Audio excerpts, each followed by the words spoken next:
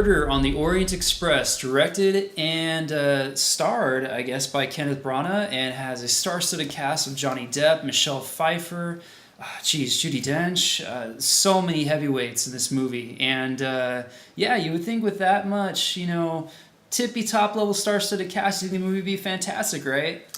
I don't know. Let's dive into it. Let's start with you because you had a lot of pros with this movie. Yeah, I mean, starting off with the pros of this movie, just Kenneth Branagh's direction, I really liked, like the cinematography and everything. This movie looked beautiful, and I thought that was a big plus because it really was like that art and like very artistic, like 1930s, very colorful, like time period that you wouldn't have gotten with like the other versions, with like the black and white version from the 40s and stuff. So I thought that was really well done.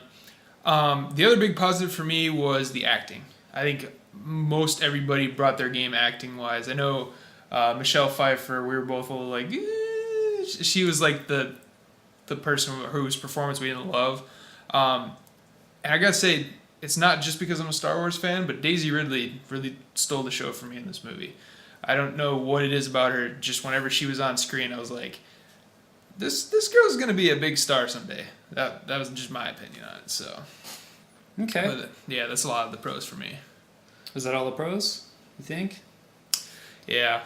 Yeah? After thinking about it for a little bit? Yeah, after, like, when I came out of the movie, I really enjoyed it, but, like, after I, like, settled down and like really thought through the storylines, I'm like, yeah, I can see where everything's kind of derailed. Okay, I mean, you can tell from the very start that Kenneth Branagh actually, this is his film. This is his idea. This is his movie. Everything was fleshed out to really cater towards that main character, which is the detective. And I would say that maybe contributes a little bit to the flaws of the movie, where we are just solely focused on the main character, where I in a whodunit movie, I like to have your suspects really fleshed out so you can really, come to your own conclusions based on their personalities. And all of them were great. Like you said, the acting was great. I mean, not like, anything remembering, Daisy Ridley did give a good performance where she felt the most sincere, whereas the others felt a little more juicy, a little more over the top with their acting, which I kind of liked because I think Kenneth Branagh went for that style with these characters where it's a little fictional, like not quite real life. Give that like 1930s like acting. Right. Vibe, like everything's a little more intense. Everything's like oh my gosh, and like kind of over the top like that, which I think he went for. Some of it was a little too much, like on Michelle Pfeiffer's side, at least towards the end.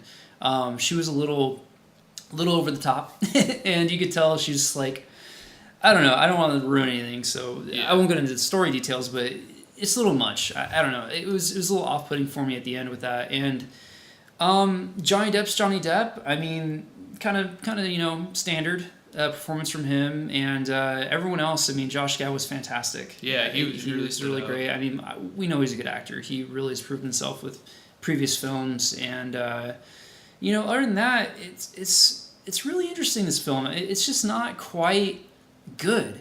Like, you would think it would be fantastic. I don't know, or something along those lines, where you set your ducks in a row. You thinking you're going to at least get something that's great. And I can't say the movie's bad.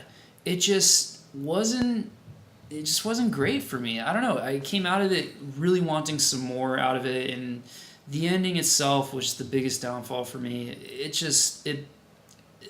Everyone's been saying, and I can, I'll agree with most people in the reviews, where the beginning is very slow. It's, you're not in the train until maybe 20, 25 minutes into this movie. And once everything happens, you get your big murder, obviously. And it picks up a little bit. You start getting into the detective work, and that's what I love, and that's what I was hoping for with this, with the whodunit movie. Even with Clue, as hilarious as that movie is, there's this detective, parts of it where they're doing deduction and all that. That was my favorite part of this movie, and I feel like that hit its stride and just fell off so quick once it started going, and it didn't hold the steam for me throughout It didn't hold the steam for me throughout this movie, and it just it kind of got ridiculous towards the end with all the facts that he was putting together.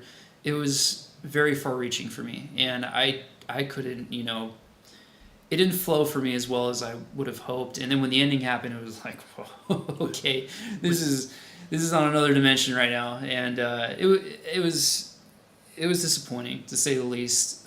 Beautiful film, like you said, beautifully shot. The colors are great. Definitely have that tone of the old school, very blues and kind of gray color, which I love. I like that style, and his mustache was obviously the star of the show. Right. That thing was beautiful.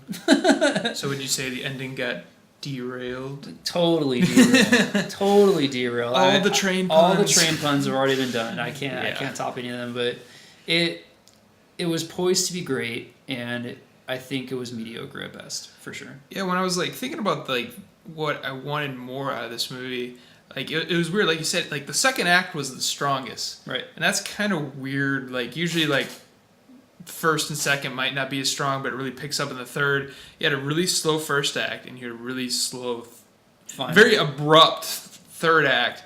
And the second act, you're like, all right, here we go. Like you said, this is where we're getting into the film. And this film's runtimes, it's under 2 hours. Yeah. They could easily add 30 minutes, fleshed out these other suspects, and still had, because I liked the story and the journey of Hercule as the detective. I like what they were trying to do with his character and show this was a guy that was believing everything was black and white. And towards the end of the film, he's like, there's some gray areas, and all this.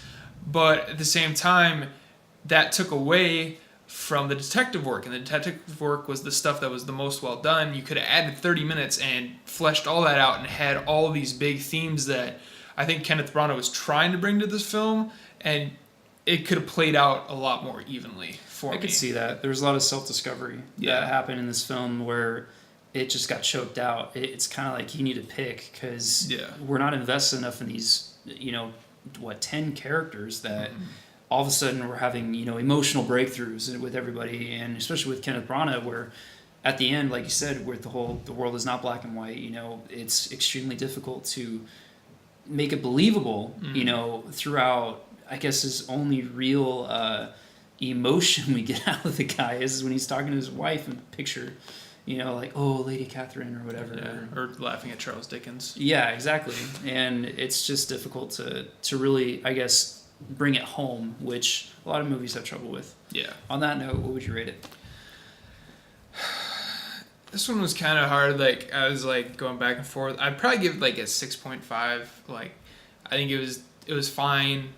It was fun for what it was, but it could have been so much more. Mm-hmm. So I think a 6.5 is the highest I can give it. I'm about there, a 6. Okay. A 6 for sure. I mean, I wouldn't see it again. Maybe watch with your grandma or something. Maybe out of curiosity after seeing the original Agatha Christie movie, or what's it called? It's Agatha Christie, right? That's the book. That's the book. Yeah. The movie's Murder in the Orient Express, obviously. The original I'd like to see, and then maybe do a comparison or something like that. Yeah, but for sure. It's not something I would go out and buy or be like, I really need to own this. Again, it's pretty, but it's one of those movies that I'm sure everyone will forget about, unfortunately, because you can tell it was a valiant effort by Kenneth Branagh, and that he had a lot of heart in this. It just did not translate very well for me. So totally 6.5.